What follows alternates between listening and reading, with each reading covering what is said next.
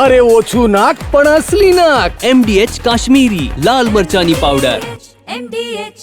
રાજકોટમાં જિલ્લા પંચાયતના સ્થળાંતર ખર્ચ મામલે વિપક્ષના આરોપ. સ્થળાંતર ખર્ચમાં ખોટું થયું હોવાનો વિપક્ષે આરોપ કર્યો છે. સ્થળાંતર ખર્ચ અંગે ખોટું થયું હોવાનો રિપોર્ટ તૈયાર છે. વિપક્ષે 84 લાખના બિલ રજૂ થતા ગડબડનો આરોપ લગાવ્યો. 22 લાખ રૂપિયાની ચૂકવણી પણ કરી દેવાઈ છે. જિલ્લા પંચાયતે જૂની કોર્ટ બિલ્ડિંગમાં સ્થળાંતર કરાઈ હતી. સાફ સફાઈ માટે 12 લાખનો ખર્ચ, એસી ફિટિંગમાં 22 લાખ રૂપિયાનો ખર્ચ થયો છે, જેને લઈને વિપક્ષે સવાલ ઉઠાવ્યા છે કે કંઈક ગડબડ થઈ છે, કારણ કે 22 લાખ રૂપિયા એસી ફિટિંગ પાછળ અને સાફ સફાઈ માટે 12 લાખ રૂપિયાનો ખર્ચ થયો છે. વધુ માહિતી આપી રહ્યા છે સંવાદદાતા મોહિત ભટ્ટ. મોહિત, જણાવો કે જે આંકડાઓ છે ખર્ચના તે ખરેખર ચોંકાવનારા છે, કારણ કે એસી ફિટિંગમાં 22 લાખ ખર્ચાયા છે, સાફ સફાઈ માટે 12 લાખ. વિપક્ષ શું કહી રહ્યું છે? અક્ષય, થોડા દિવસ પહેલા વિરોધ પક્ષના નેતા મનસુખ સાકરિયા છે, તેમના દ્વારા આ મુદ્દો છે તે ઉઠાવવામાં આવ્યો હતો કે જિલ્લા પંચાયતની જે મેઇન બિલ્ડિંગ છે તેનું નવીનીકરણ થવાનું હતું, તેને લઈને જે મોચીનગરમાં આવેલ જે કોર્ટ બિલ્ડિંગ છે ત્યાં આ જિલ્લા પંચાયત છે તેને ખસેડવામાં આવી હતી.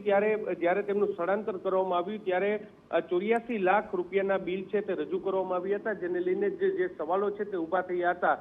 સમગ્ર મામલો સામે આવતા જે જિલ્લા પંચાયતના પ્રમુખ અને ડીડીઓ છે તેમના દ્વારા તપાસના આદેશ છે તે આપવામાં આવ્યા હતા અને એક તપાસ કમિટીની રચના પણ કરવામાં આવી હતી.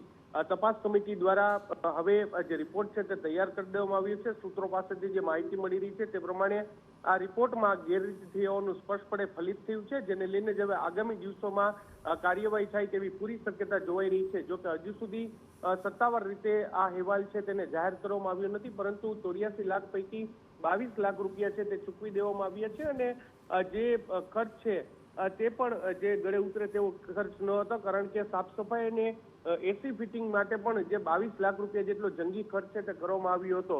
જોવાનું રહેશે કે આ સમગ્ર મામલે કયા કોન્ટ્રાક્ટરની ભૂમિકા સામે આવી છે ને કયા અધિકારીની મિલીભગત છે કે કેમ તે પણ જોવાનું સૌથી મહત્વનું રહેશે.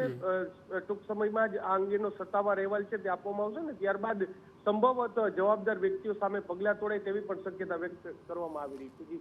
અચ્છા મોહિત, આખા મામલે જ્યારે વિપક્ષ આટલા ગંભીર આક્ષેપ કરી રહ્યું હોય અને કંઈક ગડબડ સુધીની આશંકા સેવવામાં આવી રહી હોય, ત્યારે શું સત્તાધારી પક્ષ તરફથી કોઈ નિવેદન આપવામાં આવ્યું છે? આ મામલે કોઈ રિએક્શન આવ્યું છે? અક્ષય, જ્યારે વિપક્ષ દ્વારા આ મુદ્દો છે તે ઉઠાવવામાં આવ્યો હતો ત્યારે જિલ્લા પંચાયતના પ્રમુખ અને કારોબારી સમિતિના ચેરમેન છે તે બંને દ્વારા પત્રકાર પરિષદ છે તે કરવામાં આવી હતી અને તપાસ કમિટીની રચના છે તે કરવામાં આવી હતી.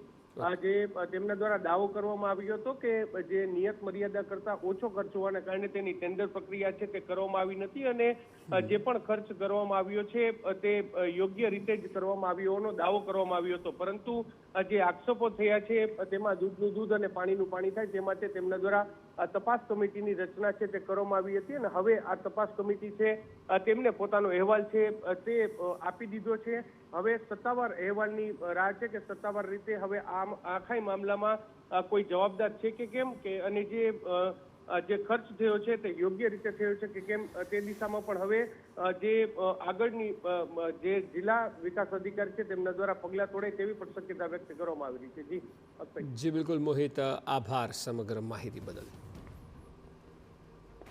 MDH ચણા મસાલા.